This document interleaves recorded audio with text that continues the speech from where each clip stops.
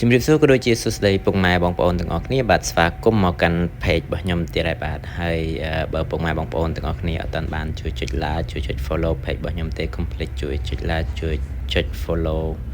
page ខ្ញុំម្នាក់មួយផងបាទអរគុណច្រើនបាទអូខេអញ្ចឹងវីដេអូនឹងផងដែរគឺខ្ញុំនាំអ្នកទាំងអស់គ្នាទៅទស្សនាក៏ដូចជាបង្ហាញអ្នកទាំងអស់គ្នាថាតើស្ថានភាពនៅទីក្រុងប្រាក់នៃប្រទេសឆេកអញ្ចឹងតើមានលក្ខណៈបែបណាហើយបច្ចុប្បន្នហ្នឹងចឹងយើងឃើញថាបច្ចុប្បន្នហ្នឹងគឺនៅទីក្រុងប្រាកហ្នឹងគឺវាចាប់ផ្ដើមផ្លាស់រដូវបងប្អូនថាផ្លាស់រដូវពីរដូវរងាទៅរដូវផ្ការីកបងប្អូនចឹងខ្ញុំឃើញថានៅតំបន់ខ្លះមួយចំនួនគឺមានផ្ការីកហើយបងប្អូនដោយសារតែឥឡូវហ្នឹងវាសារថាផ្កាមួយចំនួនហ្នឹងគឺវារីកក្នុងរំលងពេលហ្នឹងអញ្ចឹងណាបងប្អូនបាទប៉ុន្តែឲ្យរីកច្រើនគឺអត់តែមានរីកច្រើនទេបងប្អូនគឺរីកដោយប្រភេទផ្កាបងប្អូនចឹងទៅចាំមើលតិចទៀតហ្នឹងគឺមានផ្ការីកច្រើនចាំមើលចាំពេលមានរីកច្រើនចាំខ្ញុំនាំបងប្អូនទៅលេងបងបាទតើផ្ការីកនៅទីក្រុងប្រាកហ្នឹងមានលក្ខណៈបែបណាបងប្អូនបាទហើយហ្នឹងគឺជាទីក្រុងគេគឺឥឡូវហ្នឹងគឺខ្ញុំជិះនៅលើត្រាំបងប្អូនបាទហ្នឹងគឺគេហៅថាត្រាំវ៉ៃចឹងទៅអាហ្នឹងគឺជាមធ្យោបាយដឹកជញ្ជូនបែបសាធារណៈរបស់គេបងប្អូនបាទហើយនៅអឺរ៉ុបគេជួយចិត្តប្រើណាបងប្អូនប្រភេទត្រាំហ្នឹងណាចឹងយើងឃើញមាននៅប្រទេស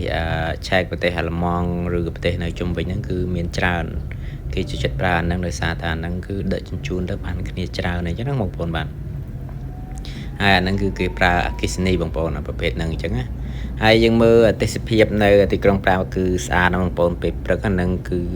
ពេលព្រឹកអញ្ចឹងគឺអត់តែមានភ្ញៀវទេសចរមកច្រើនញញ៉ៃទេបងប្អូនតើតែប្រហែលជាមក7មក8មក9ឬមក10អីបានចាប់តាមមានមួយបើពេលល្ងាចវិញពេលល្ងាចវិញបងប្អូនបាទ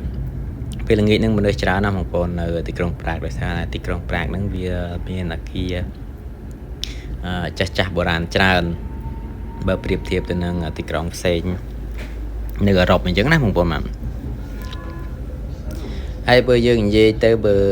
ប្រជាជនខ្មែរយើងមួយចំនួនអត់សូវស្គាល់ទេថាប្រទេសឆេកនៅណាអញ្ចឹងប្រទេសឆេកហ្នឹងគឺវាស្ថិតនៅអឺរ៉ុបដូចគេដូចឯងទេបងប្អូនបាទដោយសារតែប្រទេសហ្នឹងវាទូចអញ្ចឹងទៅយើងមិនសូវស្គាល់ច្រើនបាទបងប្អូនយើងស្គាល់តែប្រទេសធំដូចប្រទេសអាល្លឺម៉ង់ប្រទេសបារាំងឬប្រទេសអេស្ប៉ាញអញ្ចឹងណាបងប្អូនប៉ុន្តែប្រទេសឆេកគឺគ្នាយើងមួយចំនួនធំហ្នឹងគឺបង